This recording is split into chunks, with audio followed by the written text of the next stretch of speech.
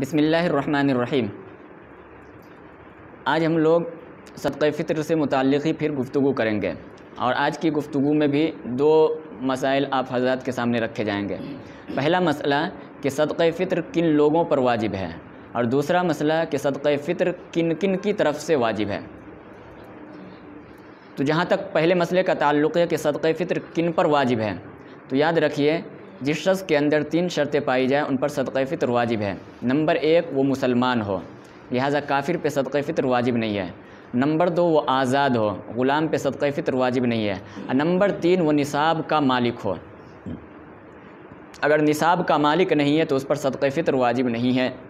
اور نصاب اس سے پہلے بتایا گیا تھا کہ چاندی کے حساب سے 52.5 تولہ چاندی ہو یا 52.5 تولہ چاندی کی جو قیمت بنتی ہے اس کا وہ آدمی مالک ہو، اور 52.5 تولہ چاندی کی قیمت اس وقت اگر 400 روپے تولہ مان لیا جائے چاندی تو 21,000 روپیہ بنتا ہے۔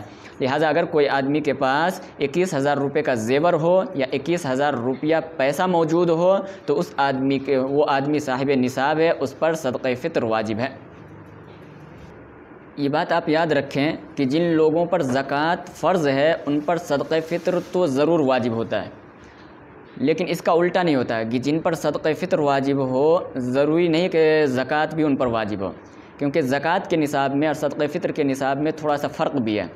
زکوٰۃ کے اندر مال کا نامی ہونا ضروری ہے، صدقہ فطر میں مال کا نامی ہونا ضروری نہیں ہے۔ نمبر 2 زکوٰۃ کے اندر وہ مال پورا 1 سال ہونی چاہیے، تب جا کر کے زکوٰۃ فرض ہوتی ہے۔ صدقہ فطر میں مال کا 1 سال موجود ہونا ضروری نہیں ہے۔ اگر عید الفطر کے دن عید کی صبح صادق سے پہلے کچھ لمحہ پہلے بھی آدمی کے پاس مال آ گیا تو اس آدمی پر صدقہ فطر واجب ہو جاتا ہے۔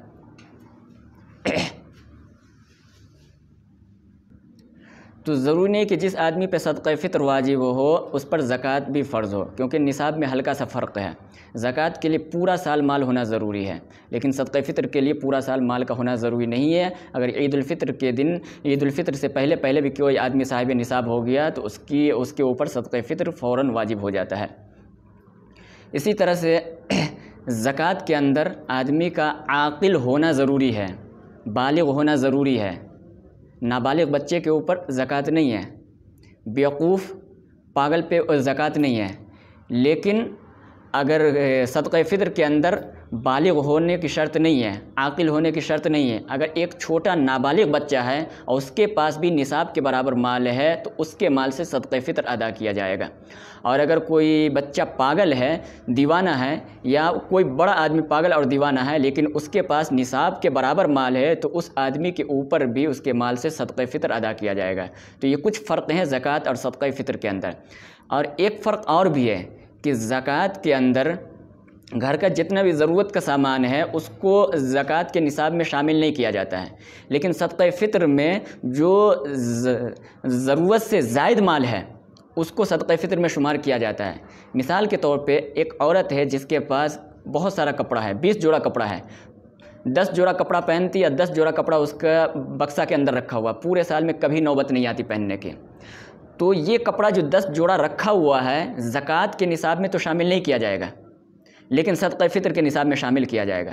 مثال کے طور پہ یہ 10 جوڑے کپڑے کی قیمت اگر 5,000 بنتی ہو تو کہا جائے گا کہ یہ عورت 5,000 روپے کی مالک ہے، لیکن زکوٰۃ کے اندر ایسا نہیں ہے، اس کو شامل نہیں کیا جائے گا۔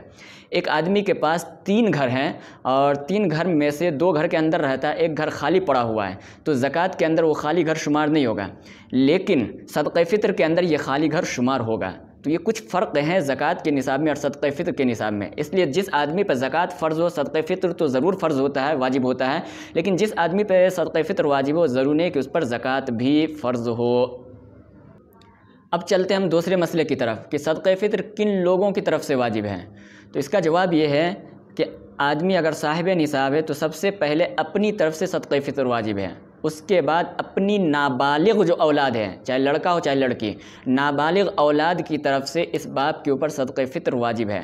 اب اگر نابالغ اولاد کے پاس مال ہے نصاب کے برابر تو اس کے مال سے صدقہ فطر ادا کیا جائے گا، اور اگر اس کے پاس نصاب کے برابر مال نہیں ہے تو یہ باپ اپنے مال سے اس نابالغ بچے کی طرف سے صدقہ فطر ادا کرے گا۔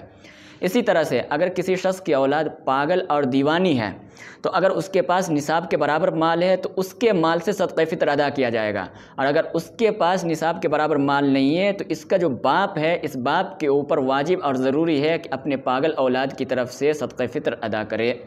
لہٰذا کیا کہتے ہیں، اپنی طرف سے اپنے نابالغ اولاد کی طرف سے صدقہ فطر ادا کرنا انسان پہ واجب ہے۔ یہ بات یاد رکھیں کہ جو اولاد ہماری بالغ ہو چکی ہے، چاہے وہ لڑکا ہو چاہے لڑکی، اس کا صدقہ فطر باپ کے اوپر واجب نہیں ہے۔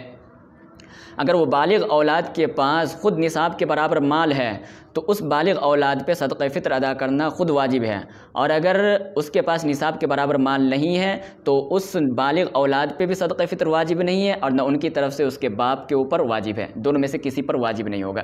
تو بالغ اولاد کی طرف سے باپ کے اوپر صدقہ فطر واجب نہیں ہوتا۔ اسی طرح سے بیوی کی طرف سے شوہر کے اوپر صدقہ فطر واجب نہیں ہے۔ شوہر اگر صاحب نصاب ہے تو اپنی طرف سے صدقہ فطر ادا کرے، اور بیوی اگر صاحب نصاب ہے تو وہ اپنی طرف سے صدقہ فطر ادا کرے، دونوں کے اوپر الگ الگ واجب ہے۔ بیوی کا صدقہ فطر شوہر کے اوپر واجب نہیں ہے۔ واجب کا لفظ میں کہہ رہا ہوں، یہ نہیں کہہ رہا ہوں کہ ادا کرنا جائز نہیں ہے، واجب نہیں ہے۔ یعنی اگر کوئی شوہر اپنی بیوی کی طرف سے ادا نہ کرے تو یہ شوہر گناہ گار نہیں ہوگا، بیوی خود گناہ گار ہوگی، اس کے ذمہ خود واجب ہے کہ وہ اپنی طرف سے صدقہ فطر ادا کرے۔ تو بالغ اولاد کی طرف سے باپ کے اوپر صدقہ فطر واجب نہیں ہے، لیکن اگر باپ رحم کر کے اپنے بالغ اولاد کی طرف سے صدقہ فطر ادا کر دے تو ادا ہو جائے گا۔ اسی طرح سے بیوی کی طرف سے شوہر کے اوپر صدقہ فطر واجب نہیں ہے، لیکن شوہر اگر بیوی کی طرف سے صدقہ فطر ادا کر دے تو ادا ہو جائے گا، بلکہ یہ شوہر ادا کرتا ہی ہے۔ عام جگہوں پہ یہی ہوتا ہے کہ شوہر بیوی کی طرف سے ادا کر دیا کرتا ہے، لہذا اگر شوہر ادا کر دے تو بیوی کی طرف سے ادا ہو جائے گا۔ اس میں بیوی کی اجازت بھی ضروری نہیں ہے، بغیر اجازت کے بھی ادا کر دے تو بھی ادا ہو جائے گا، اور اجازت کے ساتھ ادا کرے تو بھی ادا ہو جائے گا۔